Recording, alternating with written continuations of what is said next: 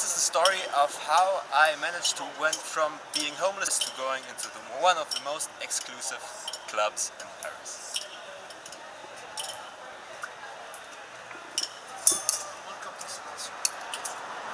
Yep, really happened, no kidding, but it all starts back in the streets of Paris. So it's morning, I'm in the middle of the city center of Paris, and I have no place to sleep. So I have about 12 hours to find a place to sleep before it gets dark. So let's go. Now my best bet is a bookshop called Shakespeare and Company. It's right here. And they have a program called the Tumbleweed program. It's mostly for like authors and travelers. They let you stay at their place, and in return you work there like 4 hours a day or something like that, and you get to stay there for free. Sounds like a pretty good deal. So here's what happened. I went there, I tried my best charms, and they told me no. But I asked for the email of their boss, and then I went down to the next park, wrote a very nice email to her, and also made this very beautiful custom video where I explained to her why she should let me in the Tumbleweed program, and she basically told me no. So I was just wasting 3 hours of my day to do this. I also tried out Couchsurfing beforehand, but got a couple of rejections, so I just went on Google Maps, like gave in Shakespeare and Company, searched for the next wood, you know, picked the route, and yeah, as you can see, it takes about like 2 hours to walk there. So I walked there. As you can see in this forest, there's like nowhere where you have a quiet place to sleep, because everywhere is visible. That's not very good because it's like full of ways. There's people everywhere, so even if it like go down when it's dark, there's probably like some evening joggers. Maybe they cause problems. It's like an emergency, it's okay, but I would prefer to find something better. Also, I'm very tired, exhausted, sweating a lot. Let's go.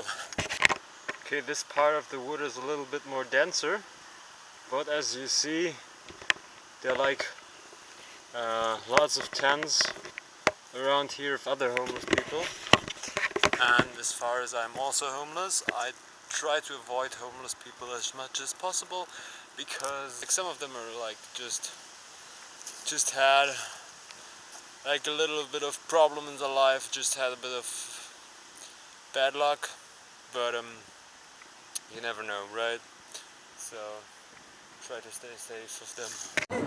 So what happened now is me basically walking through every part of this wood to find out that really every part of this wood is either very open or full of homeless people.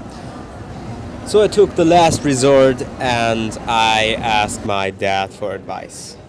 Because once upon a time my dad visited Paris and he didn't have a place to sleep, and he found this place and he told me to go on Google Maps where it is, and I looked it up, and it's just like the best place to sleep in Paris. I searched for like 3, 4, 5 hours, walked everywhere, didn't find anything, and just this place. So yeah, so in case you ever get stranded in Paris, here are the coordinates. Yeah, it's kind of an undeveloped construction site, and I spent my first night there. okay, just woke up. This is where I stay. It's like some abandoned. I think it's it's like full of like trash over there, but it's okay. I've got a request from a couchsurfer. He actually wrote me, and he will let me sleep at his place for the next 2 days. The only problem, he's a nudist, which is always like, if you hear that, like if somebody writes you and he says he's a nudist, like there's a high degree of chance that this is something weird, but he has like a lot of good reviews, so I give it a shot. Also, I don't want to sleep outside anymore because I'm not sure if you can see it, but my face is all covered in like bites from mosquitoes and stuff. Yeah, and he also says he works in a bar, so he works the night, and he may or may not give me a job for like a day or so, which would be freaking awesome. So obviously, since he's a nudist, I couldn't film any of this, but just imagine this guy here being like naked, hanging out with another guy, enjoying a shower and finally sleeping in the bed, and going partying the day afterwards. Was fun time. Okay, so the couchsurfer I stayed with actually just offered me a job at his bar for 2 weeks, which is very awesome, so I like to help him out there. The only problem is he can only host me for 2 days, so the 2 days are over and now I need to find a new place to sleep, because I don't like to go and pay for hostel because they're stupid, so I just go now and try to bike outside of the city and find a place where I can camp. Here's Paris. And there are the woods. Oops.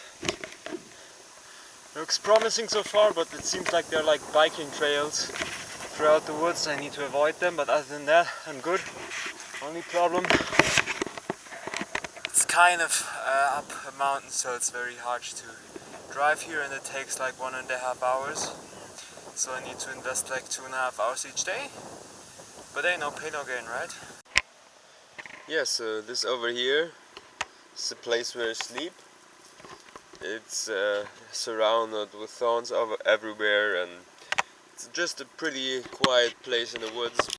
Now it turns out the bar is actually one of the most exclusive clubs in Paris, because you need to be a member to get in. For that you need to pay a lot of money and you need to prove that you're an artist or something. So yeah, and I basically worked there running around with this thing and trying to pick up glasses. That's my job. And yeah, on the way I could hang out with like models and designers and people who are very important, famous, or who just act like they are. I really don't know the difference. Well, yeah, and that's it, you know, going clubbing every night, hanging out with cool people, and riding outside of the city, sleeping in the forest, riding back into the city, eating something, hanging out maybe with a few street musicians or cutting up videos like this, and then going clubbing again.